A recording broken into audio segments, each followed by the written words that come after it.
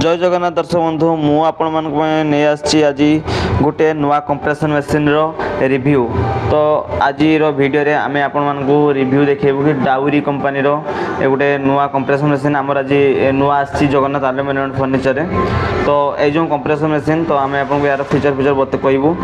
या आगु आम पाखे थिला 100 लिटर जो कंप्रेसर मेसीन थिला एयर कंप्रेसर मेसीन।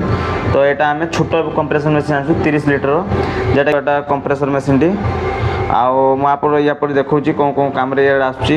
तो यहाँ आम बेसिकली जो कस्टमर घर को नापी जो आना जाइए ताकि कस्टमर घर जाकि कलरिंग वगैरह करूँ बाहर जेटी पाइप चाहिए से पार कहीं 100 लिटर मेसीन को नवा तो ये संभव नुहे। तो यहाँ 30 लिटर मेसीन जोटा कि आम जेटी इच्छा से नहीं जापर आराम से खुशी रे। ए मेसीन टी आमर 2200 वाट तो मेसीन टी एसी लाइन रे ही ऑपरेट हुए। तो आपण मेसीन टी भल भाव देखि नियंतु क्लोजअप शॉट केमती हेची। एबेठु ए मेसीन आमे यूज करिवु जगन्नाथ एल्युमिनियम एंड फर्निचर रो नुआ मेसीन आछि। तो मु आपण मानको यार रिव्यू देखेली। तो आपण भी एबे जगन्नाथ एल्युमिनियम फर्निचर भल काम पाइबे।